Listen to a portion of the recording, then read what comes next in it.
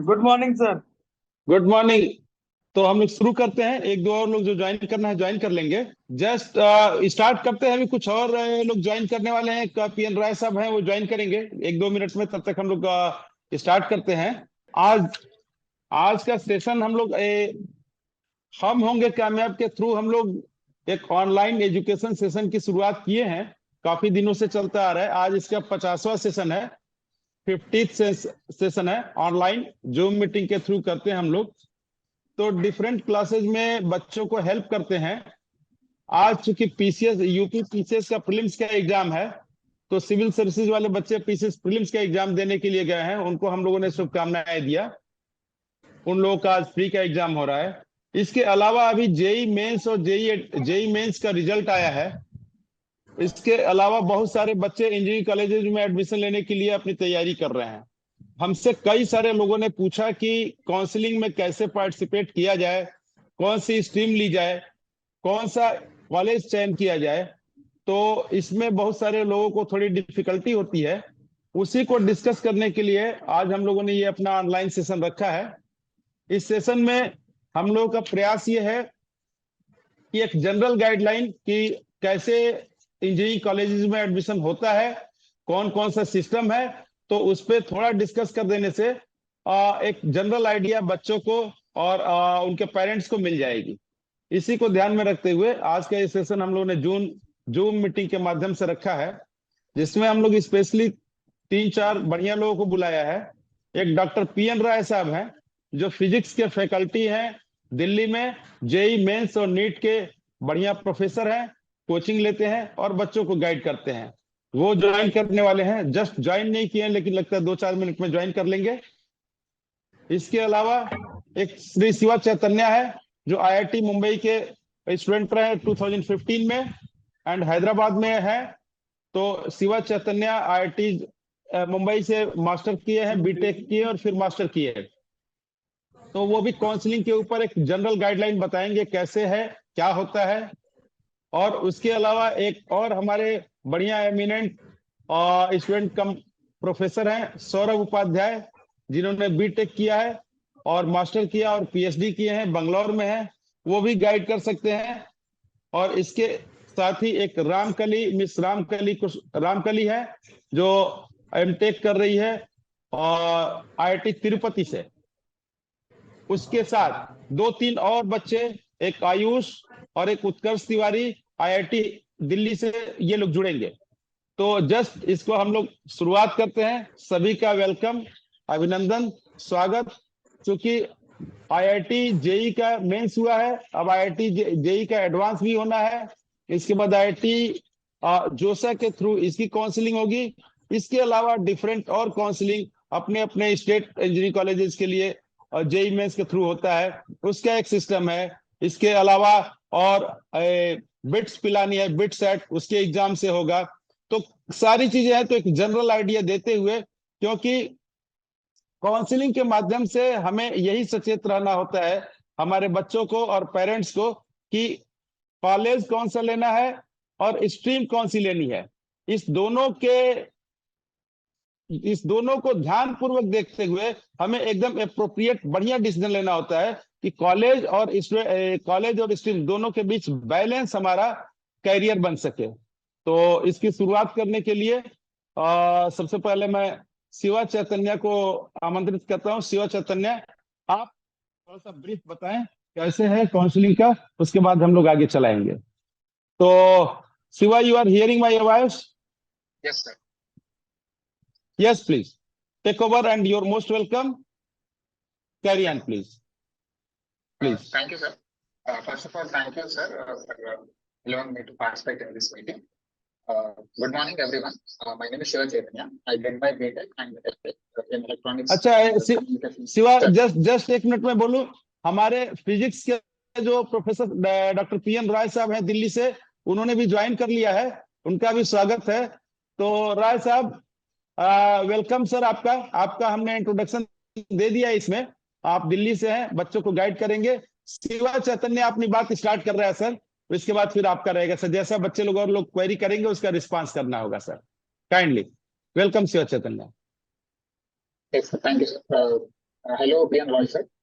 So, as I'm telling, I'm just giving a brief introduction of myself. My name is Shiva Chaitanya. I did my BTech and MTech in Electronics and Communications and Signal Processing from IIT Bombay. It's a dual degree course. It ran for 5 years. So today I'm talking about the brief overview of how the counseling procedure will be and what are the points, some of the pointers that students should keep in mind before going into before participating in the counseling. So this year, the JEE Advanced exam is going to be conducted on June 4th, 2023. After that, after the announcement of the JEE Advanced results from 19th of June 2023 onwards, the Joint Seat Allocation Authority, that is JOSA, is going to conduct the counseling session um, to give admissions to the top engineering institutes of the country.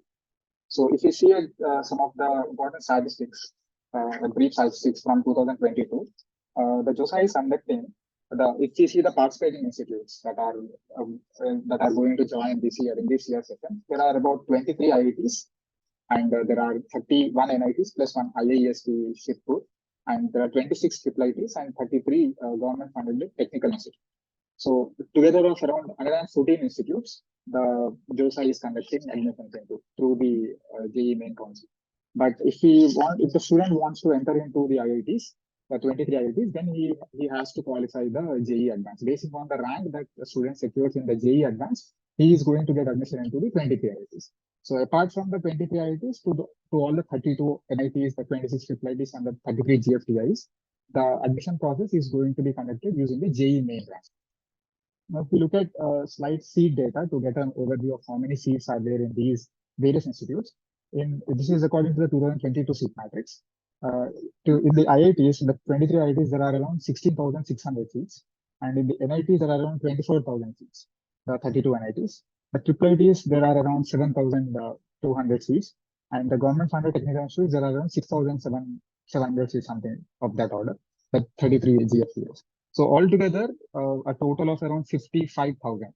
So to these 55,000, 54,477, around some of this order, the number might be changing depending on this year because this year's data has not yet released.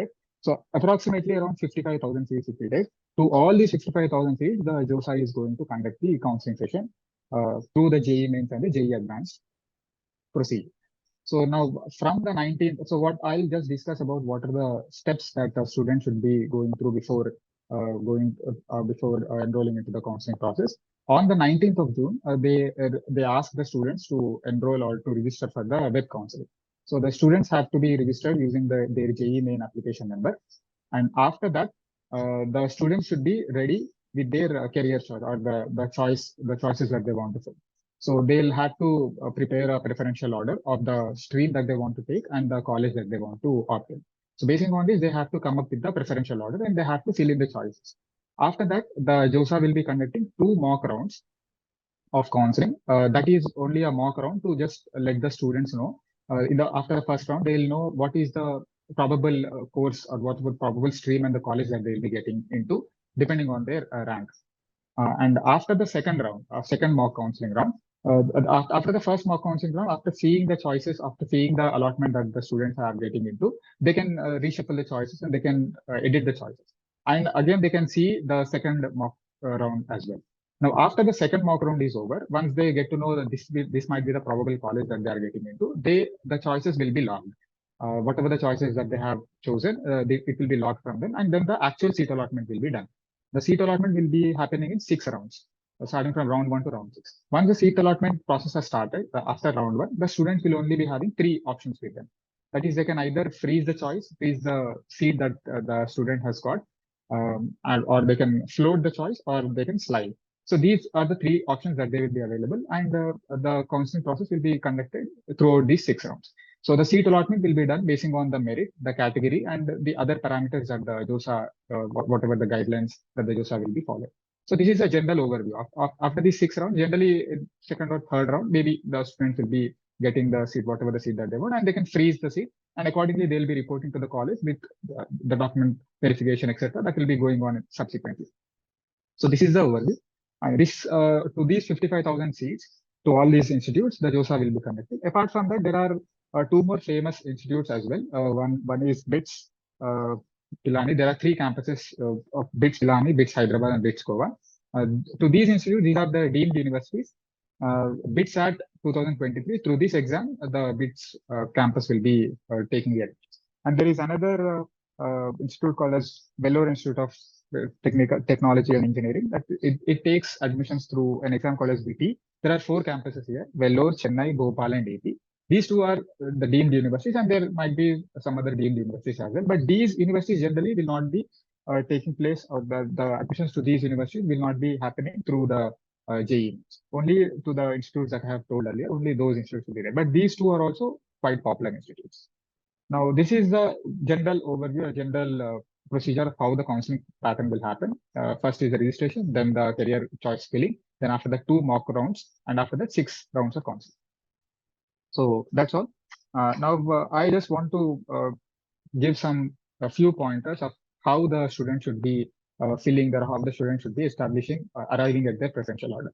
So at this point, after assume that the JEE advanced exam is also over and the student is ready with their rank, at that point of time, the student will be having only 2 controls over getting the seat allotment. One is choosing the stream, and the second is choosing the institute. These are the only 2 variables that the student can have control over.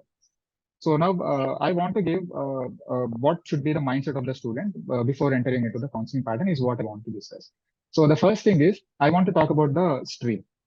So I want to talk about 2 case studies only, 2 cases of how the counseling process should be looked at. The first thing is the student, if assume that the student is already having a predefined stream that he wants to enter into. Say, for example, he wants to enter into computer science and engineering. Then the only variable that the student will be having with him is to select the institute.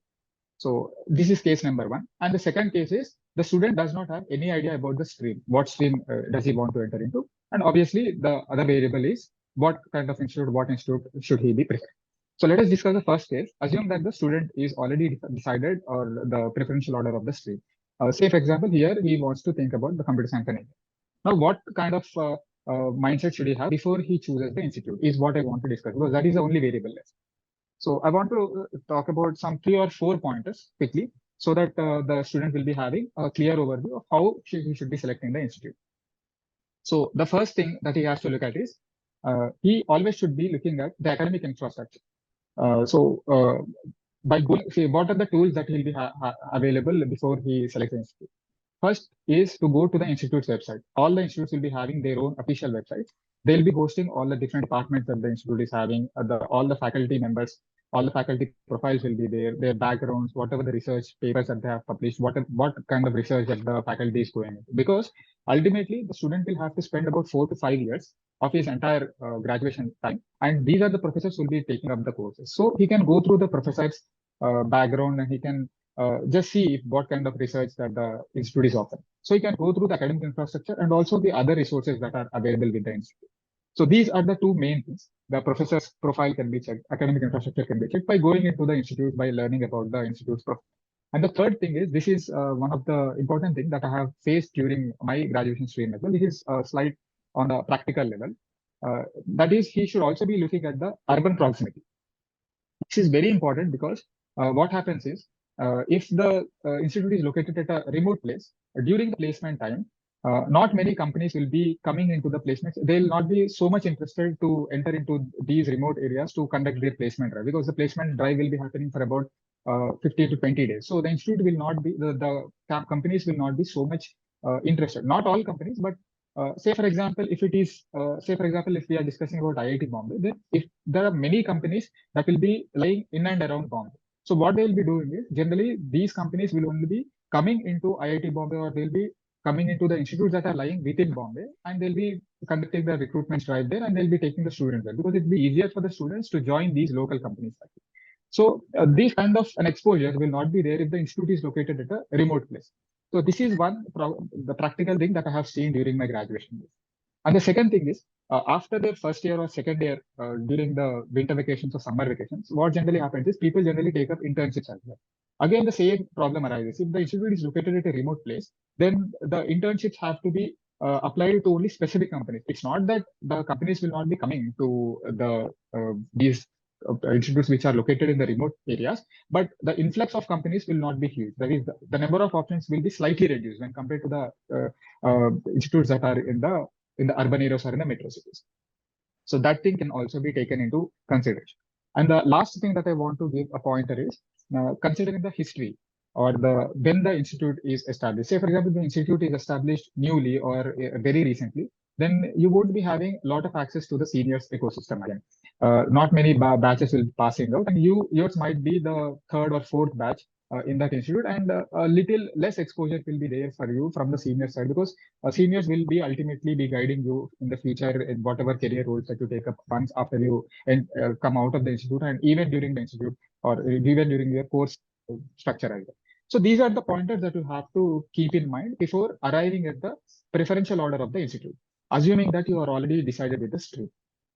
Of course, generally, this can also be arrived by considering the opening ranks and closing ranks of the previous years, seeing what is the popularity of the institute. These also can be taken along with the tools that I've already told, like going to the websites and by seeing different videos on YouTube or by going through different blogs of various students. That is how also you can arrive at the life that is going to be seen in the institute. So generally, the preference will be this is what roughly I can say, that the old IITs, the top 7 IITs will be generally in the first order. Then the top or the reputed NITs will be coming. Then after that, maybe the new IITs or some old IIITs will also be coming. Then the new IITs and then the NITs. And this is how generally the preferential order will be generally be there. But it depends upon many other personal factors also. These are the general factors that a student can consider. Now coming to the second case, if the student is not already decided with the stream, or if he is not arrived at the preferential order of the stream, then this is a very tough case. Here, first of all, a student should always remember that the stream is a very important thing when compared to the institute. He should be first arriving, he should be having clarity over what kind of stream he wants to enter into. This is very important because generally what happens is, student, if he is not knowing about the streams, various streams that are available in the engineering side, then he will be randomly selecting the choices, and this is not very good, because ultimately what happens is the institute he'll be spending for about 4 or 5 years of his life, but the stream that he is taking will be staying with him for his entire career and maybe throughout his lifetime. So the stream has to be taken very carefully. It has to be chosen very carefully. Of course, it might be very difficult for the student right now to really know about what are the different streams, because he may not be having any idea. This can be resolved by having an overview or a bird's eye view of what the student wants to do in the future. Say, for example, if he wants to enter into the corporate sector, or if he wants to enter into different companies, or if he wants to do higher studies, or if he wants to go to higher studies, pursuing higher degrees abroad, or if he wants to enter into government sector. By having an idea of this, he can arrive at the stream definition. Or if he is not having, again, any idea of what he is going to do in the future, then the best approach would be to approach some seniors who are already in various streams. Say, for example, like computer science, engineering, electrical, civil, etc. Approaching the seniors and then understanding what kind of career opportunities would be there.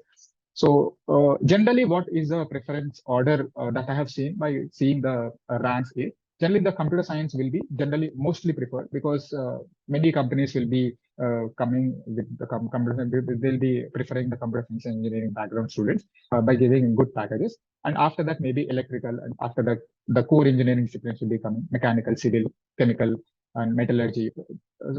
Disciplines like this will also become. So what I want to conclude is that you should be having a proper idea about what the stream that you are entering into. So my understanding would be that around 70% of the weightage should be given to the stream, and maybe 30%, 20 to 30% should be given to the institute. This is the balance that the student has to be taken if he wants to progress well in the career. So these are some of the pointers that are coming into my mind. And what I want to conclude is that because you are entering into a technical site, technical institutes, understand that technology will never remain stale. It is a very dynamic thing. So no matter what kind of an institute, what kind of a course you are doing, this is not going to be the end. And it need not be taken so seriously, because ultimately you'll be limited only to the choices that are already there. So you may not be able to get the stream that you want or the college that you are wanting, because it depends upon your rank and many other factors. So it need not be taken that seriously. Whatever the course that you are getting, if you do it seriously, you will always have numerous opportunities in the future. Many people will be shifting their careers in the future. They'll be shifting their streams also. So don't think that this is going to be the end of your whole life. No, it's not going to be like that. You'll always have numerous opportunities to grow and learn in the future. Many people, many intersections will be happening as you move along in the career path in the future. So that's all. I want to wish all the very best to all the students who are participating in this year's counseling procedure. And if there are any other queries, please do let me know. I'll be very happy to resolve your queries. That's all from my side, sir. I want to conclude with this. Thank you, sir. Thank you, Siva. Thank you Yes, sir. for your nice explanation about the counseling for the engineering colleges. Because from this JOSA, there are 23 IITs, 31 NITs, and 25 triple ITs across the country will participate for the JOSA counseling. Then Yes, you sir. have explained well for this. And beside this, other engineering colleges are also there in each states. In each states having their own quota in the engineering colleges, including NITs of their states. They are also going for the counseling through the maximum through the JEE mains percentile basis. Like in Delhi, there is a JAC, JAC Delhi is there, Joint Admission Committees like that, JAC. In that, there are 3 colleges, DTU, Delhi Technical University, NSUIT, Netaji Subhas University of Technology, and Triple IT Delhi. These will participate. Similarly in UP, similarly in Madhya Pradesh, similarly in West Bengal. Perhaps in each state, all engineering colleges of their own quota will be filled up by the JEE mains ranking. In that counseling, what is there? The student from that state are getting preference. Some seats are being reserved for that. Then every student has to see it carefully, and there is no worry. There is 3-month-long counseling process, May, June, July. At the end of July, the final admission is to be taken up. Then I will request Dr. P.N. Rai sir, who is physics faculty from Delhi. He is also associated since long 20 years for this counseling and admission. He is knowing well other than us. He will also suggest something. After that, any query will be there. Then that will be taken up. And Saurabh Upadhyay is also there. Saurabh will also take up further. Then P.N. Rai sir, you are most welcome, sir. Kindly convey your message and clarification on the counseling of the engineering process, sir.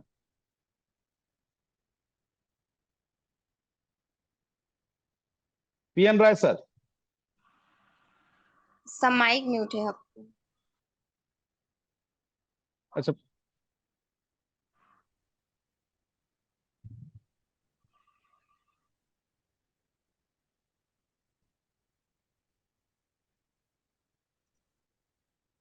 Hello sir आपका mic mute. हाँ, जी sir. Hello yes sir, yes sir, now my sound is clear.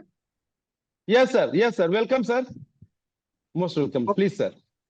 सो मुझे ये कहना है, जिन बच्चों ने भी जेई मेंस दिया है, मुझे 2-3 बात उनको बताना चाहता हूँ मैं। I would like to tell them 2-3 things.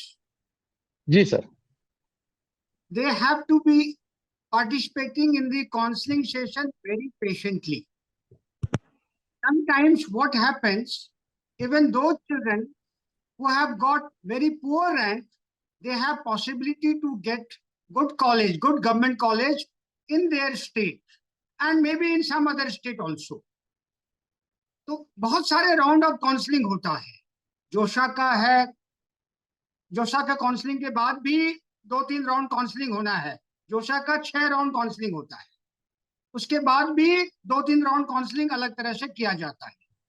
तो जो बच्चे हैं, they have to be very very patient and they have to update themselves. हर लेवल पे उनको एवरी डे उनको इस प्रोसेस को अपडेट करना है अपने आप को, और सारा इंफॉर्मेशन गैदर करते रहना है, और कभी भी इम्पेशेंट नहीं होना है। कभी भी इम्पेशेंट नहीं होना है। कई बार बहुत बहुत ऊंचे रैंक वाले को जो कॉलेज नहीं मिलता है, वो कॉलेज भी वो लोग बाद में पार्टिसिपेट करेंगे, वो नीचे रैंक वाले को मिल जाता। मैं बच्चों को ये कहना चाहता हूँ सर कि ये जो काउंसलिंग राउंड होना है, it may run for 2-3 months. तो बच्चों को बहुत ही पेशेंटली इस प्रोसेस में पार्टिसिपेट करना है। पहला जो बात उनको सीखना है कि they have to be very very patient, ठीक है। और उनको हर एक लेवल पे इंफॉर्मेशन गैदर करना है। उनको ये देखना है कि लास्ट जो इस राउंड में जो है, लास्ट कितने रैंक वाले को मिला है, ठीक है। फर्स्ट राउंड में, सेकंड राउंड में, थर्ड राउंड में, फोर्थ राउंड में उनको पार्टिसिपेट करते रहना है, उनका चांस आना है। ज्यादातर बच्चों को ये देखा जाता है कि वो सेकंड राउंड, थर्ड राउंड के बाद इम्पेशेंट हो जाते हैं, और इम्पेशेंट होने के बाद वो क्या करते हैं, उनके संपर्क में बहुत सारे प्राइवेट कॉलेज वाले होते हैं। उनका लगातार मैसेज आते रहता है, उनके पास कॉल्स भी आता है, डायरेक्ट कॉलेज की तरफ से भी कॉल आता है, एजेंट भी कॉल करते हैं, पेरेंट भी खुद भी कॉल करते हैं। और वो सेकंड राउंड, थर्ड राउंड में यदि उनको सीट अलॉटमेंट नहीं होता है तो वो जाके वहां फंस जाते। तो ये नहीं करना है, ये उनको नहीं करना है। उनको ध्यान ये करना है कि यदि वो रुके रहेंगे तो छठे राउंड तक भी उनको सीट अलॉटमेंट होने वाला है। कई बार 90,000, 85,000 वाले बच्चे एनआईटी में सीट ले जाते हैं, और कई बार ऐसा होता है कि जिनका रैंक 50,000 के आसपास आया, 60,000 के आसपास आया, वो गवर्नमेंट प्राइवेट कॉलेज में चले जाते हैं और बाद में वो दुखी होते हैं। तो ये मेरा मैसेज बहुत ही क्लियर कट है पेरेंट्स को, बच्चों को, कि उनको ध्यान से हर एक प्रोसेस को, एक एक लेवल, हर एक काउंसलिंग सेशन को ठीक से देखना है, समझना है, और पेशेंट रहते हुए अपनी बारी का इंतजार करना है। 6 राउंड, फर्स्ट फेज में 6 राउंड की काउंसलिंग होगी। 6 राउंड के बाद भी बहुत सारा सीट बच जाता है, 6 राउंड के बाद भी बहुत सारा सीट बच जाता है। उस 6 राउंड के खत्म होने के बाद फिर 2 राउंड, 3 राउंड और होना है। तो यदि बच्चे और पेरेंट्स थोड़ा पेशेंटली इस प्रोसेस में पार्टिसिपेट करते हैं, अपने आप को इन्फॉर्म्ड रखते हैं और जल्दीबाजी नहीं करते हैं, तो उनको वो कॉलेज मिल सकता है जो वो सोच भी नहीं सकते। उनके रैंक के आधार पर उनको वो कॉलेज मिल जाएगा जो वो सोच भी नहीं पाएंगे। ये यहाँ पर patience is the skill that they need. एक बार आपने रैंक ले लिया, जो भी रैंक है, रैंक में तो आप कुछ नहीं कर सकते। एक बार रैंक आपको फिक्स हो गया, अब उसी रैंक में अच्छा कॉलेज मिलने का मंत्र यही है कि आप काउंसलिंग प्रोसेस में अच्छी तरह से पेशेंटली पार्टिसिपेट करें, कोई जल्दीबाजी में कोई फैसला ना करें, और लास्ट ईयर के जो काउंसलिंग देखना है, उनको पैटर्न को देखना चाहिए कि किस लास्ट में जाके भी किस रैंक पे किस कॉलेज में मिल गया है। तो they have to keep themselves updated. यदि उन्होंने अपने आप को अपडेट रखा है तो उनको मनचाहा कॉलेज मिल जाएगा, पहला बात।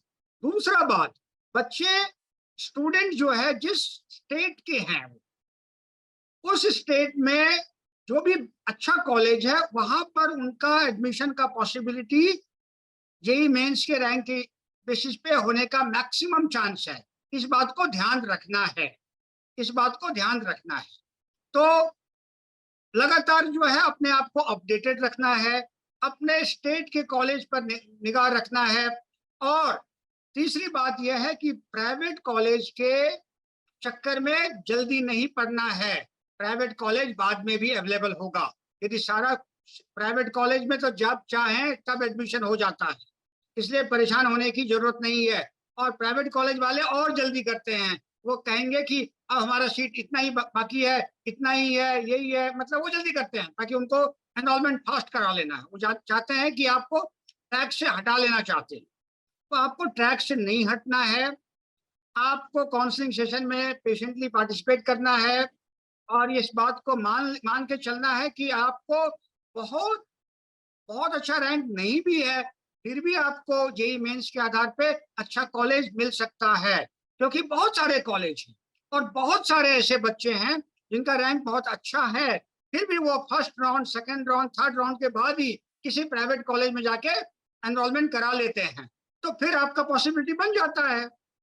और ये सालों साल हो रहा है, पिछले 3-4 साल से हम लोग इस बात को देख रहे हैं।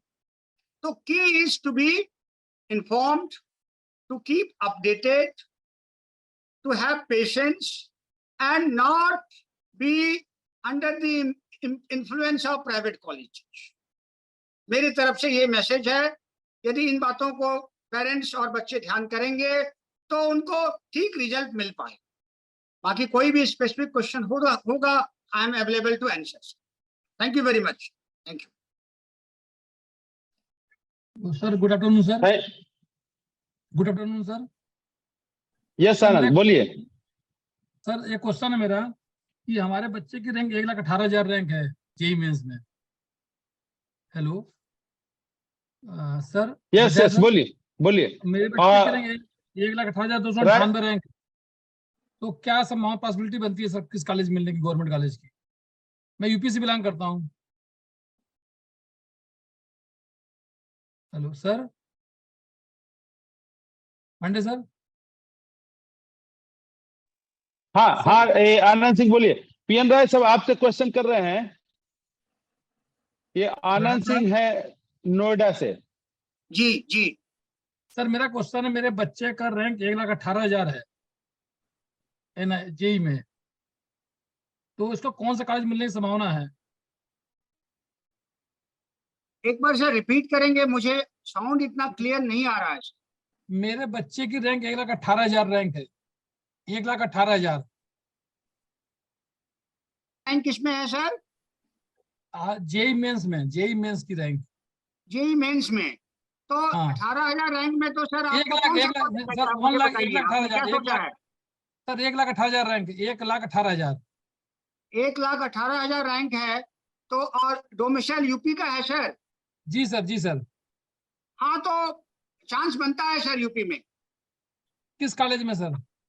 सर ये तो मैं एग्जैक्टली नहीं बता पाऊंगा, ये जो यूपी स्टेट को लेके मुझे बहुत ज्यादा डाटा अवेलेबल नहीं है मेरे पास, लेकिन सर 1,18,000 पे यूपी में गवर्नमेंट कॉलेज मिल जाएगा।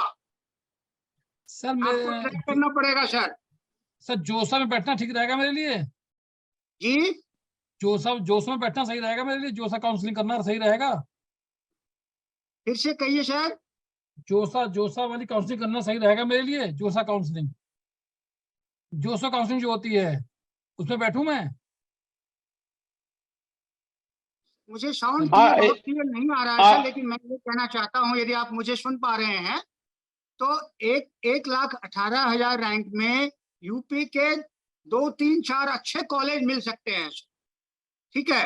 और लास्ट ईयर का एक बार आपको ट्रैक करना पड़ेगा कि लास्ट ईयर आप पहले कॉलेज का लिस्ट बना लीजिए सर, 20 कॉलेज का लिस्ट बना लीजिए, टॉप के अच्छा 20 ये कॉलेज। लिंक समाप्त होगा सर।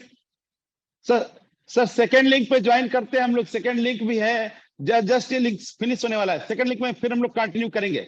हाँ जी जी okay okay, thank you yes. Sir, thank you. नहीं आनंद सिंह आप जो आनंद सिंह का क्वेश्चन ये था कि मेरे बच्चे का रैंक 1,18,000 आया है, यूपी की डोमिसाइल है, तो क्या मुझे कोई कॉलेज मिल सकता है गवर्नमेंट? क्या तो आपने सर जैसा जो बताया, एक्चुअली ये काउंसलिंग तो बहुत ही धैर्य के साथ देखने और समझने की चीज है। कई बार बढ़िया चीजें मिल जाती हैं, अपने को धैर्य, चूंकि 5 राउंड 6 राउंड की बात होती है, और यूपी की काउंसलिंग 19 मई से शुरू होने वाली है। तो इन लोगों को तो पहले पूरा वो लिस्ट एक बना लेने की जरूरत है कि कौन सा कॉलेज, इंजीनियरिंग कॉलेज यूपी का है जो उसमें पार्टिसिपेट कर रहा है, और कौन सी स्ट्रीम है। स्ट्रीम और कॉलेज के बेस्ट कॉम्बिनेशन पे ही क्लिक करने से लास्ट राउंड तक बढ़िया भी मिलने का चांस रहेगा, मुझे ऐसा लगता है जो आप कह जी रहे जी थे। जी। तो आनंद सिंह ज्वाइन किए क्या? आनंद ओके। नहीं सर, ज्वाइन नहीं हुआ है। वो ज्वाइन नहीं हुए ना, तो ठीक है, वो ज्वाइन करेंगे तो उनका क्वेश्चन रहेगा। तो राय साहब ने अपनी एडवाइस दे ही दी। सौरभ आप इसमें हो ना? Mister Saurabh Upadhyay. Yes, sir, I'm there. Saurabh, आप भी बीटेक किए हो, आपने पीएचडी भी किया, मास्टर भी किया, आपका एक बढ़िया कैरियर रहा है और एजुकेशन से भी जुड़े हैं। क्योंकि काउंसलिंग के कई प्रोसेस हैं। ये तो जेई मेंस, जेई एडवांस के बेस पे आईआईटीज एनआईटीज का हो गया। आप भी अगर कुछ अपने एक्सपीरियंस के हिसाब से थोड़ी सी बातें बताएंगे तो लोगों को थोड़ा बेटर रहेगा। क्योंकि Yes. वेस्ट बंगाल, उड़ीसा, बिहार, अदर जगह पे कैसे कैसे होता है, बिहार में सिंदरीज है, कई सारे कॉलेजेज हैं। तो थोड़ा सा आप अपना इस पे कुछ लाइट डालिए, बेटर रहेगा लोगों के लिए। Saurabh, welcome. Thank you, sir, for having me here. और यस प्लीज। सबको नमस्कार। तो गुड मॉर्निंग एवरीवन। तो सर, मैं पहले बात ये बताना चाहता हूँ कि बच्चों के माइंड में कंफ्यूजन रहती है। सबसे बड़ी कंफ्यूजन ये रहती है कि सबसे पहले कौन से कॉलेजेस में जाना चाहिए, तो उस पर हम बाद में आते हैं। बट उसके बाद वो आती है कि कौन सी स्ट्रीम सेलेक्ट करनी चाहिए, राइट। तो स्ट्रीम के रेस्पेक्ट में सर मैं यही बोलूंगा कि अगर वो क्लियर है अपने माइंड में कि वो मैकेनिकल से करना चाहता है, सिविल से करना चाहता है, इलेक्ट्रिकल से करना चाहता है, तो बहुत बढ़िया है। बट अगर वो कंफ्यूज्ड है कि मैं कुछ भी, मुझे कोई भी बेटर आप सजेस्ट कर दो तो मैं ले लूं, तो आई थिंक उसकी फर्स्ट प्रायोरिटी कंप्यूटर साइंस रहनी चाहिए। ठीक है। तो जैसे Yes. मेरे ख्याल में जब मैं काउंसलिंग कर रहा था तो मेरे माइंड में फिक्स था कि मुझे मैकेनिकल लेना था। तो अगर उसमें प्रोस्पेक्ट्स अच्छे नहीं भी हो तो मैं अच्छा कर लूंगा। मतलब अगर किसी को चाहिए ही कोई स्ट्रीम तो वो अच्छा कर लेगा, no matter what the circumstances. लेकिन अगर वो कंफ्यूज्ड है तो 90% उसे कंप्यूटर के टुवर्ड्स इंक्लिनेशन रखना चाहिए, क्योंकि टेक्नोलॉजी प्रोस्पेक्ट सब उसी की तरफ बेंड होती हुई दिख रही हैं। आज के डेट में जो मैकेनिकल वाला बंदा है वो भी फ्यूचर में कन्वर्ट हो जाता है कंप्यूटर में, इलेक्ट्रॉनिक्स वाला भी इनडायरेक्टली कंप्यूटर में बेंड हो जाता है। तो टेक्नोलॉजी सब कुछ कंप्यूटर की तरफ इंक्लाइंड होती हुई दिखती है। तो कंप्यूटर की फर्स्ट प्रायोरिटी रहनी चाहिए अगर उसके माइंड में कंफ्यूजन है तो। ये हो गई स्ट्रीम से रिलेटेड डाउट्स। ठीक है। दूसरी बात, सर आपने ये कहा कि अगर जोसा के थ्रू नहीं मिलता है, अगर अच्छे अच्छे एनआईटीज आईटीज को नहीं ले पाता है, हमारे राय सर ने बोला कि उसे पेशेंटली उसे डील करना चाहिए। तो वेरी अग्री दैट आपको पेशेंटली डील करना चाहिए। बट कभी कभी क्या होता है कि इंफॉर्मेशन नहीं होने के चलते काफी कॉलेजेस मिस हो जाती हैं, पेशेंट्स आदमी लूज कर देता है। उस केस में जैसे कि आपने कहा कि जैक के थ्रू, अब यहाँ पे आपको ये सारी जो इंडिविजुअल स्टेट की काउंसलिंग है वो आपको हेल्प करेगी, आपको बचाएगी। तो अगर मैं दिल्ली से स्टार्ट करूं तो JAC joint admission counselling Delhi, उसके अंडर में बहुत अच्छी अच्छी कॉलेजेस मिलेंगी। DTU, triple IT Delhi, Netaji Subhash Chandra Bose institute of technology NSUT और डीएसईयू। ठीक है। दिल्ली के बारे में सबको Yes. पता है। चंडीगढ़ के बारे में भी मैं आपको बता दूं कि जैक चंडीगढ़ में भी बहुत अच्छी अच्छी कॉलेजेस हैं, Yes. जैसे university of institute Punjab, doctor SS Bhatnagar chemical Punjab Chandigarh, college of engineering technology Chandigarh. और ये सब अपनी अपनी अपने अपने स्टूडेंट्स के, अपने अपने रेस्पेक्टिव स्टेट के स्टूडेंट्स को प्रायोरिटी, ऐसा नहीं कि जो स्टूडेंट होगा उन्हीं को प्रायोरिटी देंगे, ये ऑल ओवर इंडिया से जिसकी मेरिट अच्छी होगी उन्हीं को प्रायोरिटी देंगे। जैसे कि अगर किसी का जेई मेन में, अच्छा ये भी बता दूं कि सबकी ये जो एडमिशन ये लेंगे ये सब जेई मेन के स्कोर्स के थ्रू लेंगे। ठीक है। तो Yes. अगर आपके पास एक वैलिड जेई मेन है, मेंस का स्कोर है, तो अगर आप अपनी, ठीक है सबकी अपनी अपनी चॉइस होती है कि मुझे अपने स्टेट में ही रहना है, लेकिन अगर आपके अपने स्टेट में नहीं मिल रहा है तो सारे ऑल ओवर इंडिया में आप कहीं भी अप्लाई कर सकते हो। ये मैं चंडीगढ़ की बता दे रहा हूँ, जीएसी चंडीगढ़। फिर आता है जीजीएसआई PU counselling, Guru Gobind Singh Indraprastha university. बहुत लोगों को इसके बारे में आइडिया नहीं होगा, लेकिन इसके तो बहुत अच्छे अच्छे थ्रू कॉलेजेस इसमें मिलते हैं, जैसे एमएआईटी, एमएसआईटी, बीवीपी और केआर मंगला। सारे अपने Yes. अपने स्टेट्स के इंडिविजुअल में जाके आपको रजिस्टर करना होगा। ये ऐसा नहीं है कि जोसा के थ्रू ही ये सब होगा, आपको इंडिविजुअल इनके साइट्स पे जाके रजिस्टर करना होगा। रीप काउंसिलिंग, रीप मतलब राजस्थान के लिए वो होता है। राजस्थान के लिए बहुत सारे कॉलेजेस हैं, अगर मैं दो तीन के नाम बताऊं तो Rajasthan engineering admission college, Ajmer में कॉलेज है, भिलवाड़ा में कॉलेज है, बीकानेर कॉलेज है, कोटा में है college of engineering technology Udaipur. इसमें से मैक्सिमम गवर्नमेंट कॉलेजेस हैं, लेकिन काफी अच्छे प्राइवेट कॉलेजेस भी हैं। ठीक है। तो हमें एकदम से ब्लाइंड आई नहीं रखना है, और कुछ कुछ प्राइवेट कॉलेजेस भी हैं जो कि गवर्नमेंट कॉलेजेस को सरपास कर जाते हैं, जैसे बिट्स पिलानी, उसकी गिनती आईआईटीज के कंपैरिजन में होती है। तो हमें एक बैलेंस्ड अप्रोच रखना चाहिए। फिर ये रीप मैं बोला राजस्थान के लिए, फिर वैसे ही सिमिलरली मध्य प्रदेश में भी होता है, एमपीडीटी मध्य प्रदेश के लिए, जैसे Jabalpur engineering college, Udaipur engineering college, ये सारे गवर्नमेंट कॉलेजेस हैं। ठीक है, तो जैसे कि हमारे पेरेंट्स ने एक बहुत अच्छा क्वेश्चन पूछा कि 1,18,000 में हम क्या एक्सपेक्ट कर सकते हैं। तो जस्ट मिनट, मैं आपको बता दूं, मेरे पास कुछ लिस्ट है कॉलेजेस की यूपी की जिसमें वो टारगेट कर सकते हैं, और मेरे हिसाब से उसमें बहुत अच्छी संभावना बनती है उसमें मिलने की। Number 1 doctor APJ Abdul Kalam technical university. Number 2 Acharya Narendra Dev university agriculture technology Ayodhya. Number 3 Banda university of agriculture technology Banda. Bundelkhand university, CSA university of agriculture technology Kanpur. ठीक है, अगर मैं और कुछ नाम बताऊं तो चौधरी चरण Singh university campus Meerut, DDU Gorakhpur university Gorakhpur, Bhimrao Ambedkar university Agra, और राम मनोहर लोहिया अवध यूनिवर्सिटी फैजाबाद। ये सारे ऐसे ऐसे कॉलेजेस हैं जिसमें जो कि डाउट ने पूछा हमारे सर ने कि क्या इसमें संभावना बन सकती है, तो मेरे हिसाब से इन सारे कॉलेजेस में बहुत अच्छी संभावना बनेगी, बट बस पेशेंटली के साथ उन्हें डील करना है।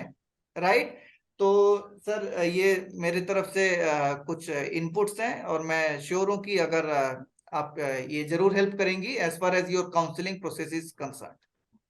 Thank you sir, thank you.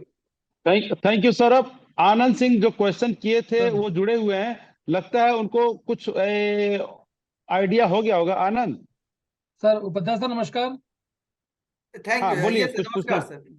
Sir मेरा एक क्वेश्चन ये था, जैसे मैं मेरे बच्चे की चॉइस है सीएस करने की, हम्म, तो सर मैंने यूपी में बिलोंग करता हूँ, तो यूपी केटीयू की काउंसलिंग कब होती हुई संभवतः केटीयू वाली काउंसलिंग कब शुरू होती है सर? 19 मई से 19 मई से शुरू होने वाली है आनंद, 19 मई से।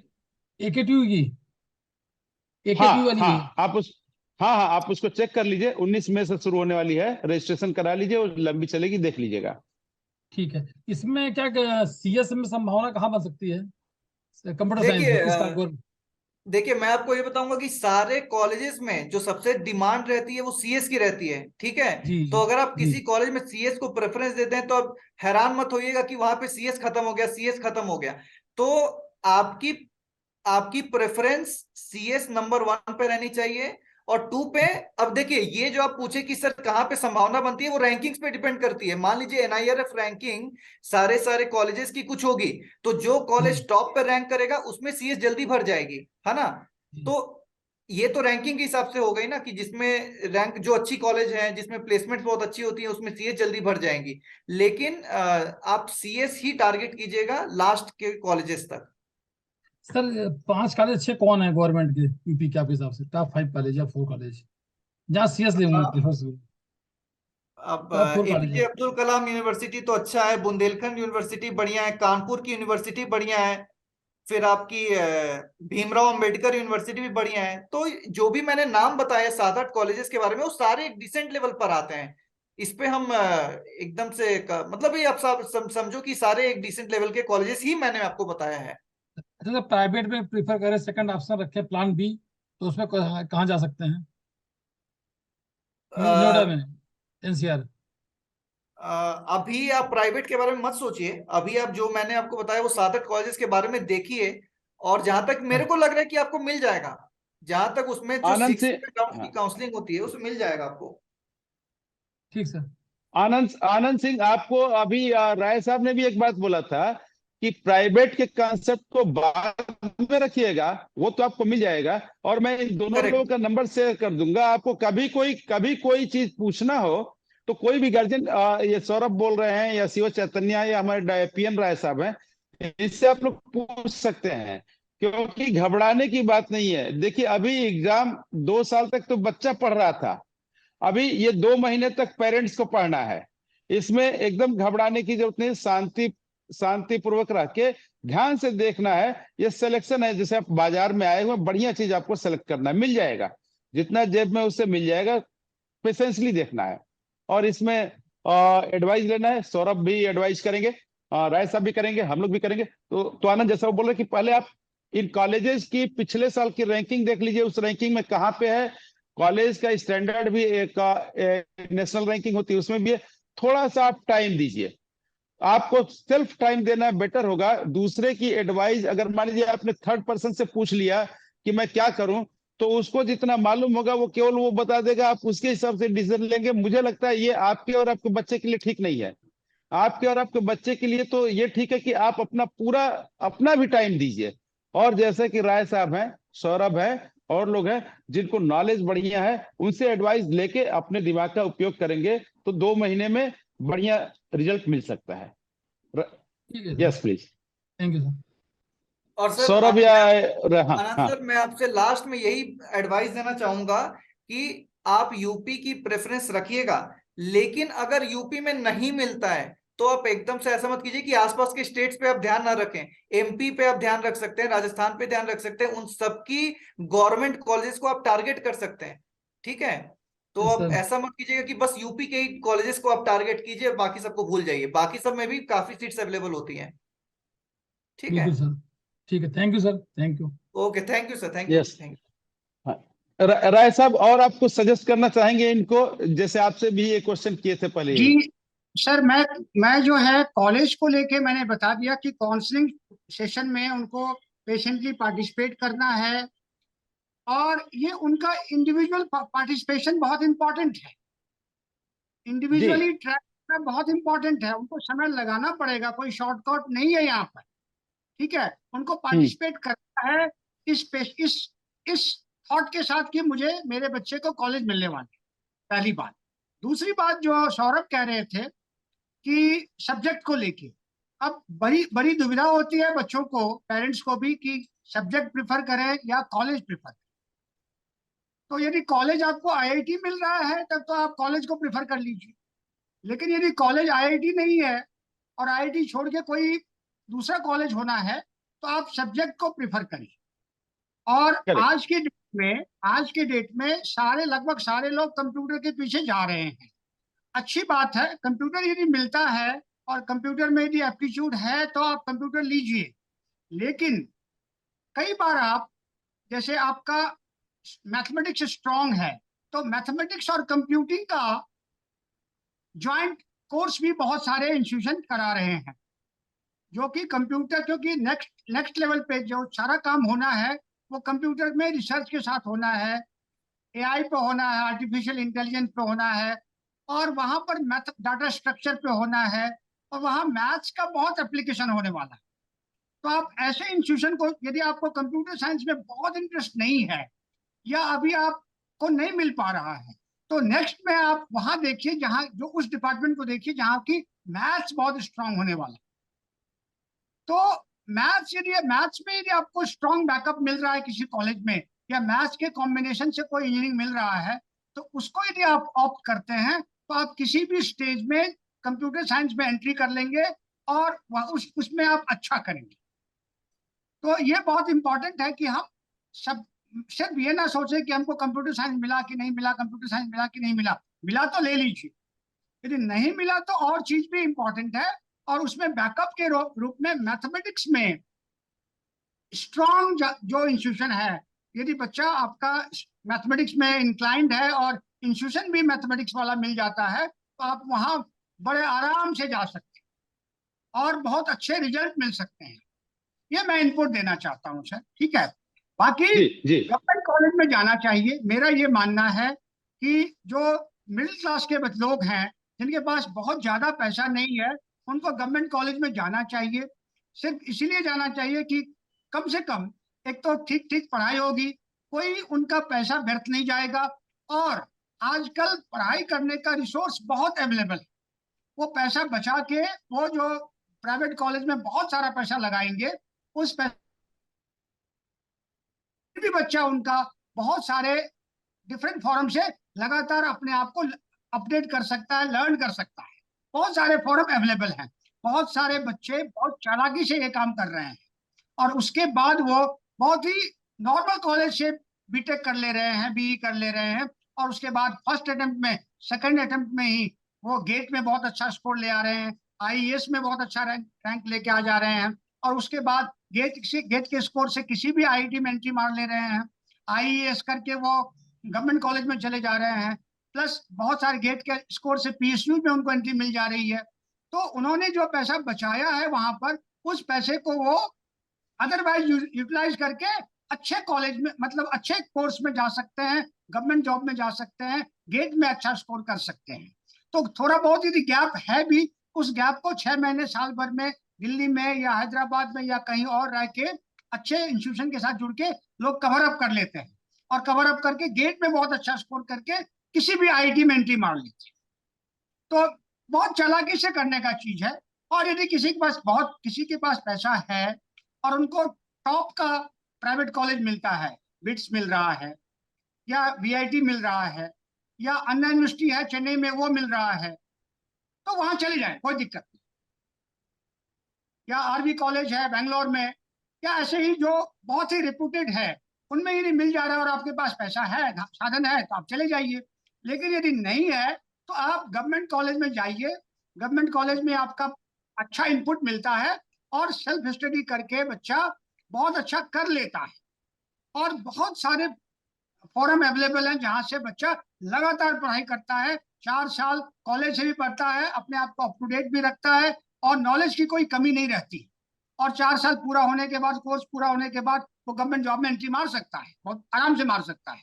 तो आप कहाँ शुरू करते हैं बहुत इंपॉर्टेंट नहीं है, कहाँ पहुंचते हैं वो बहुत इंपॉर्टेंट होता है।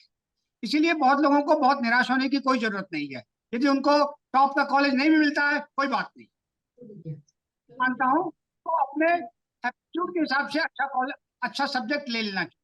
कॉलेज बहुत अच्छा नहीं मिलता है तो सब्जेक्ट को जरूर अच्छा ले लेना चाहिए। तो मेरा यही संदेश है। ठीक है, और कोई भी क्वेश्चन हो तो मैं जवाब देने के लिए तैयार। जी सर, राय थैंक साहब, यू। आपने, हाँ बोलिए बोलिए, हाँ सर राय प्लीज। साहब, मैं सर से नंबर लेके मैं आपसे पर्सनली बात कर लूंगा, फिर कोई दिक्कत होगी तो। राय सर, हाँ हाँ हाँ मैं कह सर, रहा हूँ कि मैं कोई सर से नंबर लेके और मैं आपसे पर्सनली बात कर लूंगा फिर। निश्चित sir, most welcome, most Thank you, welcome, sir. कोई आनंद दिक्कत सिंह, आनंद सिंह आप दिल्ली में हैं, राय साहब भी दिल्ली में हैं, आप बात भी कर सकते हैं, जरूरत पड़े तो आप इनसे मिल भी सकते हैं पर्सनली। बिल्कुल राय बिल्कुल साहब कोई बिल्कुल। प्रॉब्लम मतलब नहीं है, कोई प्रॉब्लम नहीं है, प्रोफेसर हैं, लेकिन ये हमेशा उपलब्ध रहते हैं, ऐसे किसी भी काम के लिए पूरी तरह से सदैव तैयार रहते हैं। टाइम लेके आप बसंत कुंज में मिल भी सकते हैं, बढ़िया थैंक यू सर। एडवाइस हो सकती है। अच्छा, मैं इसके साथ ये कहूंगा, जैसा आपने राय सर आपने भी बताया, शिव चैतन्य ने भी बोला और सौरभ ने, क्या है कि अभी हम लोग इंजीनियरिंग करने जो जा रहे हैं, इसको ऐसा समझने की जरूरत है कि ये बच्चे जो इंजीनियरिंग करने जा रहे हैं वो इंजीनियरिंग 4 साल का कर रहे हैं, तो इसमें 3-4 ऑप्शन है। एक तो जिसको कंप्यूटर मिल गया, टॉप रैंक किया, बढ़िया कॉलेज मिला, वो तुरंत अपना निकलने के बाद ही जॉब में चला गया। बहुत सारे ऐसे बच्चे हैं कि जो इस एजुकेशन को, अगर बढ़िया उनके हिसाब से पढ़ाई हो गई तो इसको एक अपना मीडियम मानते हैं, इसके बाद हायर स्टडी में, सिविल सर्विसेज में या किसी भी चीज में जाते हैं। मैंने देखा है हैदराबाद या तेलंगाना साइड में, आंध्रा साइड में बहुत सारे बच्चे बीटेक करने के बाद मास्टर करने के लिए, एमएस करने के लिए फॉरेन जाते हैं। मतलब उनका 90% ये रहता है कि मैं फॉरेन जाऊंगा और वहां से हायर स्टडी करके आऊंगा। क्योंकि जब आप हायर स्टडी करते हैं तो और आपकी कीमत बढ़ती है, आपका नॉलेज बढ़ता है, आपकी वैल्यू बढ़ती है। लेकिन हायर स्टडी वही कर सकता है जो अपने कोर्स से जो पढ़ा हुआ है उसमें उसको नॉलेज हुआ हो, उसको पढ़ा हो, चाहे इस कॉलेज कैसा भी रहा हो, उसमें उसका पढ़ने में मन लगा हो। तो जैसा शिव चैतन्य ने बोला कि जिस कॉलेज को आप सिलेक्ट कर रहे हैं उस कॉलेज में फैकल्टीज कैसे हैं, उन फैकल्टीज का क्या स्कोर है, वो भी थोड़ा जान लेने की जरूरत है। अगर उस कॉलेज के फैकल्टीज बढ़िया है, पढ़ाने वाले हैं, तो अगर कॉलेज छोटा भी होगा, कुछ भी होगा, तो वहां बच्चा आपका बढ़िया हो जाएगा। 2 चीजें। और तीसरी चीज ये है कि कंप्यूटर मिलता है वो बढ़िया है, कोई और भी सब्जेक्ट मिलता है, अगर बच्चे का मन लगता है, जैसे मैकेनिकल है, सिविल है, सौरभ हमारे बोल रहे थे, वो भी ठीक है, उसका इंटरेस्ट होना चाहिए। क्योंकि आने वाला समय इंडिया में टेक्नोलॉजी का समय है, ना केवल गवर्नमेंट सर्विस, बल्कि आने वाले समय में स्टार्टअप की बहुत डिमांड होने वाली है। अगर बच्चे में क्वालिटी रहेगी, उसके में अनुभव रहेगा, उसके में इंजीनियरिंग नॉलेज गेन आ जाएगा, तो वो आगे पढ़ के बहुत सारी चीजें कर लेगा लाइफ में। जैसा डॉक्टर लोगों में क्या होता है, एमबीबीएस करने के बाद भी वो और आगे पढ़ते हैं, तब वो जाके बढ़िया करते हैं। इसी तरीके से इंजीनियरिंग में भी अगर कोई बच्चा अगर बढ़िया हायर स्टडी लेके करेगा तो और फील्ड में आगे जाता है। तो दोनों चीजें हैं, कॉम्बिनेशन हमको ये रोकना नहीं, किसी के देखा देखी नकल नहीं करना है कि मेरे पड़ोस का बच्चा वहां चला गया, उसने वो एडमिशन ले लिया तो मैं भी ले लूं। नहीं, हमारे बेटे का और मेरे परिवार का लाइफ अलग है, उसका ब्रेन अलग है, उसका फ्यूचर अलग होगा। तो इसमें पेरेंट्स का बहुत रोल बनता है कि पेरेंट्स बच्चे के साथ मिलके और सही एडवाइजर के साथ, जो भी टीचर उनको बढ़िया लगता है उनसे एक बढ़िया एडवाइस ले, उसके करते हुए धैर्य के साथ 2 साल करेगा तो 2 महीने करेंगे तो मुझे लगता है कि कम रैंकिंग में भी बढ़िया सिलेक्शन हो जाएगा। ये तो सिलेक्शन की बात है। तो मेरी ये एडवाइस है। अब किसी और को कोई और क्वेश्चन करना हो तो कर सकते हैं, क्योंकि शिवा, चैतन्य, राय साहब और सौरभ तीनों लोग हैं। और अगर किसी को कुछ पूछना हो पूछे, और नहीं तो फिर मैं बोलूंगा 2-2 3-3 मिनट तीनों लोग फिर एक बार रैप अप कर देंगे, क्लोज होगा। किसी का कोई question please.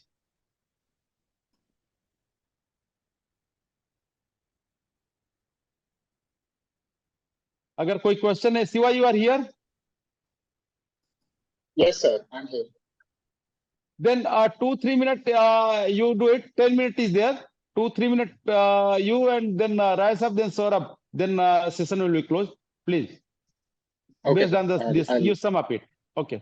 yes, sir. I'll sum it up. First of all, it's a very interactive session. Thanks to Rai sir and Saurav sir all for concluding, for giving the contributions regarding the counseling procedure.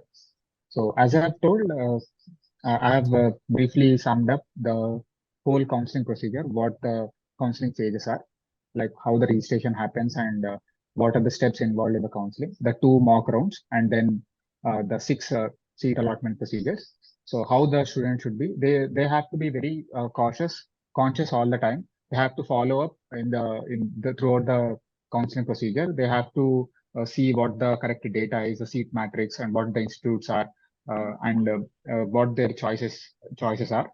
Those 2 mock rounds the JOSA will conduct, they are very important because that will help the students know exactly what kind of institute that they will be getting into.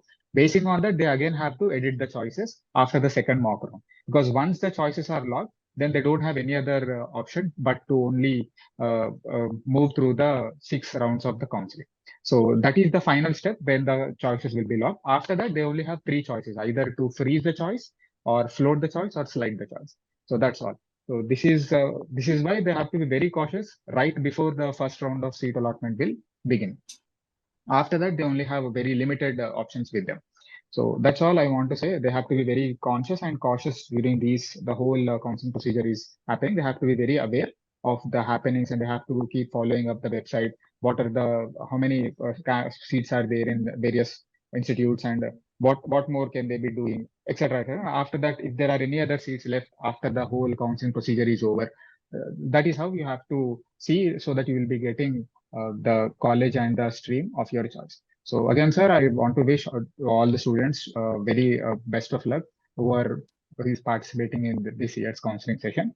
That's all. If there are any other queries, specific queries, they can always contact me on my mobile. I'll always be available to help resolve their queries, sir. That's all from my side, sir. Thank you, sir. Thank you, Shiva. Yes, sir. राय साहब, राय sir, आप भी अगर कुछ कहेंगे तो better है। Sir मैं अब तो हम लोग ब्रीफ क्लोज मैं जो लोग जुड़े हुए हैं उनको ब्रीफ रिकैप भी देता हूँ। काउंसलिंग को लेके मुझे ये कहना है कि एक लॉन्ग ड्रॉन प्रोसेस है, ठीक है।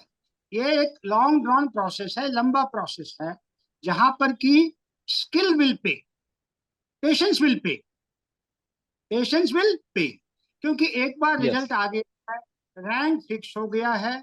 अब आप उस रैंक पे यदि आपको बेहतर चाहिए, बढ़िया चाहिए, तो you have to play patient and you have to keep yourself informed. तो बहुत ही धैर्य से पूरे इंफॉर्मेशन को ट्रैक करते हुए ये समझते हुए कि एक थोड़ा सा लंबा प्रोसेस है, इस तरह से पेरेंट को और बच्चों को इसमें पार्टिसिपेट करना है। ये कोई मुश्किल नहीं है, क्योंकि सब कुछ ऑनलाइन होना है, तो ट्रैक रखना इतना मुश्किल भी नहीं है। लेकिन आप विलिंग होना चाहिए, यू शुड बी रेडी, और आप जल्दी में ना रहें और उसको शो ना करें किसी को आप जल्दी में हैं, पहला बात। यस दूसरा बात ये है कि यदि आपका रैंक बहुत अच्छा है तब तो आपको first round, second round, third round में मिल जाएगा। लेकिन रैंक यदि पीछे का है तो ऑफ कोर्स जरूरत है कि आप रुके रहें, stay along with the process, आप रुके रहें और ये विश्वास माने कि कई बार आपको वो चीज मिल जाएगा जो आप नहीं सोच रहे थे। यदि आप पेशेंस से धैर्य पूर्वक उस प्रोसेस में पार्टिसिपेट करते हैं तो आपको बहुत अच्छा कॉलेज, बहुत अच्छा सब्जेक्ट मिलने वाला है। क्योंकि बहुत सारे स्टेप्स में ये काउंसलिंग पूरा होता है और बहुत सारे बच्चे विड्रॉल भी करते हैं, बहुत सारे बच्चे यस विड्रॉल भी करते हैं। तो इसलिए ये मतलब सब कुछ तो एक नटशेल में बताना मुश्किल है, लेकिन जो नटशेल में बताया जा सकता है वो यही कि आप पार्टिसिपेट करिए, अपने आप को इन्फॉर्म रखिए, और जब तक फाइनल वर्डिक्ट नहीं आता है तब तक आप रेस में लगे रहिए। जब तक आपको वो नहीं मिल जाता जो आपको चाहिए तब तक आप रेस में रहिए। इसलिए रेस लंबा है, ये मैराथन दौड़ है, आप लगे रहिए, पहला बात। दूसरा बात जो मैं रिपीट कर रहा हूं कि सब्जेक्ट और इंस्टीट्यूशन, यदि आपको टॉप का इंस्टीट्यूशन नहीं मिल रहा है तो आप, यदि टॉप का इंस्टीट्यूशन नहीं मिल रहा है तो फिर आप सब्जेक्ट के साथ जो है न्याय करना है आपको, और अपने एप्टीट्यूड के हिसाब से और देखा देखी में सब्जेक्ट चूज नहीं करना। कई बार ऐसे बच्चों को मैं जानता हूं जिन्होंने अब 2022 का जो टॉप रैंकर था, रैंक 1, वो बच्चा आईआईटी बॉम्बे गया, कंप्यूटर साइंस मिला उसे, लेकिन थोड़े समय में उसे लगा कि उसको कंप्यूटर साइंस नहीं पढ़ना है मुझे। रैंक 1 आईआईटी बॉम्बे मिलता है और उसको थोड़े समय में ही लगता है कि मुझे कंप्यूटर साइंस नहीं पढ़ना है, एंड वो आईएससी बेंगलोर चला जाता है। मैथमेटिक्स एंड कंप्यूटिंग वाला कोर्स आईएससी बेंगलोर वाले ने जस्ट एक साल पहले शुरू किया था और उसमें चला गया। तो जब आपको, उसे तो टॉप इंस्टीट्यूशन मिला था, वो फिर भी ट्रांजिशन किया। तो जिन बच्चों को टॉप इंस्टीट्यूशन नहीं मिला है उनको तो 2 बार 3 बार पूरा अच्छी तरह से समझना है कि उनका एप्टीट्यूड किधर है। आप जो भी सब्जेक्ट पढ़ें, यदि उसमें आप टॉप हैं, वो पढ़ने में आपको यदि आनंद आ रहा है तो मेरा विश्वास मानिए आपको बहुत अच्छी अपॉर्चुनिटी मिलने वाली। यदि जो भी सब्जेक्ट आप पढ़ें उसमें यदि आपको आनंद आ रहा है, आपकी रुचि है और आप अच्छे तरह से पढ़ते हैं, ठीक है, आपकी मास्टरी आप डेवलप करते हैं, चाहे फैकल्टी अच्छा है या आपने बहुत मेहनत करी है या दोनों का कॉम्बिनेशन है, जैसे भी, यदि आपका एप्टीट्यूड है तो ये पॉसिबल होगा कि आप उस सब्जेक्ट में मास्टरी करेंगे। और यदि आप सब्जेक्ट में मास्टर हैं तो फिर सब्जेक्ट क्या है ये इंपॉर्टेंट नहीं है, आप टॉप पे पहुंच सकते हैं, आप टॉप पे पहुंच सकते हैं। किसी भी सब्जेक्ट को लेके कोई भी बच्चा टॉप पे पहुंच सकता है। कंडीशन एक ही है कि वो सब्जेक्ट उसको पसंद आना चाहिए और सब्जेक्ट में उसको मास्टरी होनी चाहिए और एब्सोल्यूट क्लैरिटी होना चाहिए। इसीलिए आपकी हार कभी नहीं होती, आप लगे रहिए। टॉप इंस्टीट्यूशन नहीं मिला कोई बात नहीं है, अपने मन का सब्जेक्ट ले लीजिए, खूब पढ़ाई करिए। बहुत सारे बच्चे आईआईटी में प्रिपरेशन के दौरान बहुत पढ़ाई करते हैं और आईआईटी में या इंस्टीट्यूशन में घुसने के बाद थोड़े ढीले पड़ जाते हैं, उनका सीजीपीए नीचे आ जाता है। कुछ बच्चे ऐसे होते हैं जिन्होंने पहले तो बहुत पढ़ाई नहीं करी, लेकिन उनको लगता है कि अरे भैया हमने तो बहुत अच्छी पढ़ाई करी नहीं, तो मुझे तो मनचाहा कॉलेज मिला नहीं है, तो मैं अब पढ़ लूंगा। तो वो लॉ ऑफ एवरेज को मेंटेन करते हैं, वहां जाके खूब मेहनत करते हैं, अच्छा सीजीपीए लेके आते हैं, सब्जेक्ट में मास्टरी करते हैं और उनको भी रिजल्ट मिलता है, उनको भी मंजिल मिल जाता है। इसीलिए किसी भी लेवल पे पेरेंट को या स्टूडेंट को इम्पेशेंट होने की कोई जरूरत नहीं है। गेम ओवर अभी नहीं हुआ है, जब तक आप डिक्लेयर ना करें तब तक गेम चालू है।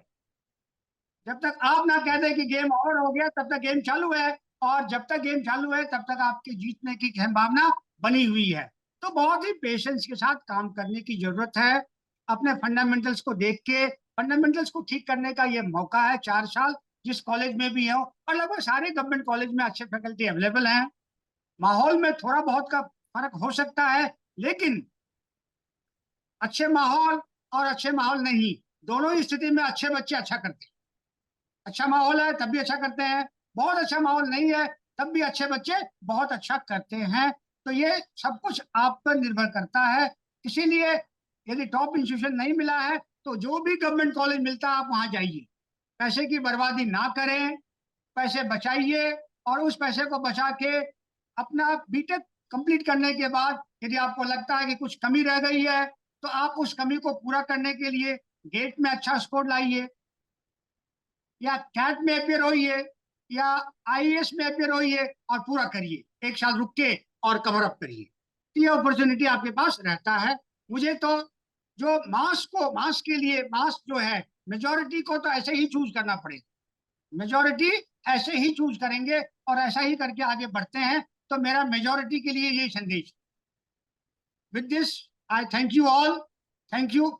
हम होंगे कामयाब। टीम को, आपको बहुत बहुत धन्यवाद देता हूं कि आप हमें कभी कभी मौका देते हैं कि हम अपनी बात को लोगों के साथ शेयर कर सकें। Thank you very much. Thank you.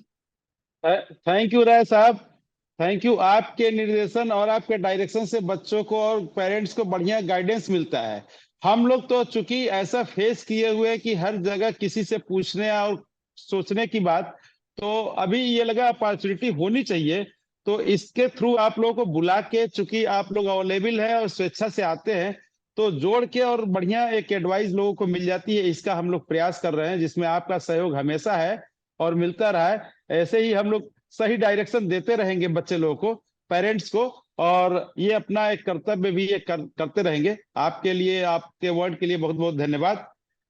और आगे भी हम लोग करेंगे। आपका नंबर अगर आप चाहेंगे तो मैं लोगों को शेयर कर दूंगा, लोग जब चाहे तो आपसे डिस्कस कर सकते हैं, बात कर सकते हैं।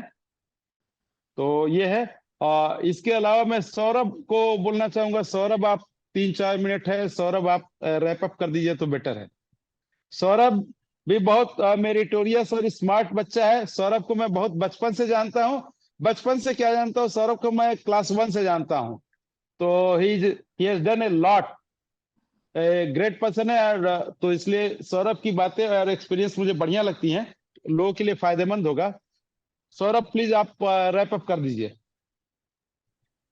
सर, सारे इंपॉर्टेंट पॉइंट्स तो राय सर और शिवा सर ने कह दिया है, तो मुझे कुछ नहीं कहना है। मैं बस यही बोलूंगा कि again patience is the key. आराम से करना है, एंजॉयमेंट के साथ इसे काउंसलिंग प्रोसेस को करना है, और सबसे इंपॉर्टेंट बात कि इन्फॉर्म रहना है, अवेयर रहना है। यहाँ पे काफी अच्छे अच्छे रैंक लाके भी बच्चे को अच्छी सीट जो पा सकता था वो नहीं मिलता है, क्योंकि उसे पता ही नहीं होता है। तो यहाँ पे अवेयर रहना है, अपने पेरेंट्स को ऑन ही टोज रहना पड़ेगा, एकदम अवेयर रह के चौकन्ना रहना पड़ेगा, तभी वो सबके ऊपर मतलब नजरें डाल सकता है, देख सकता है कौन से उसके लिए बेस्ट होगा। दूसरी बात ये सर कि just because my friend has taken this particular branch तो मुझे भी उसी ब्रांच में जाना है, ये नहीं करना है। और अगर बच्चे को कंप्यूटर अच्छा लगता है तो कंप्यूटर में जाए, मैकेनिकल अच्छा लगता है तो मैकेनिकल में जाए, सिविल अच्छा लगता है किसी में भी जाए, तो इंटरेस्ट यहाँ मैटर करता है। बट अगेन अगर वो कंफ्यूज्ड है, अगर उसे नहीं पता, तो ऑफ कोर्स जो वेट है, वो पलड़ा जो भारी है, वो कंप्यूटर साइंस का यहाँ पे मुझे दिख रहा है इन दी अपकमिंग 10-20 ईयर्स, जैसा कि इंडिया शेप हो रहा है। और दूसरी बात ये कि लेट से कुछ भी करके सब कुछ ट्राई कर लिया, फिर भी उसे मनपसंद कॉलेज या ब्रांच नहीं मिला, तो अगेन ये तो जब बस जर्नी की शुरुआत है। आप यहाँ पे 4 साल स्पेंड करते हो और उसके बाद आप कहाँ जा सकते हो आपको खुद भी नहीं पता। यहाँ पे प्रॉब्लम ये हो जाती है कि हम बस नेक्स्ट के 4 ईयर्स ही देखते हैं, 4 ईयर्स ही देखते हैं कि हम यहीं जा सकते हैं, इसके बाद अगर नहीं मिला तो लाइफ खत्म है। ऐसा बिल्कुल भी नहीं है।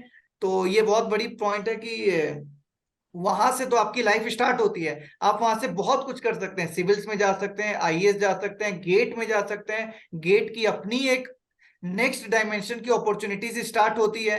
तो ये चीज पेरेंट्स को समझना बहुत जरूरी है कि ये बस अभी शुरुआत है, अभी तो जर्नी कहाँ तक जाएगी नहीं पता। तो सर मैं बस इतना ही यही बोलना चाहूंगा। बाकी all the best, thank you sir for having me here. आपने मुझे अपॉर्चुनिटी दिया, मैं कुछ वो बता पाया, गाइड कर पाया। Thank you very much sir.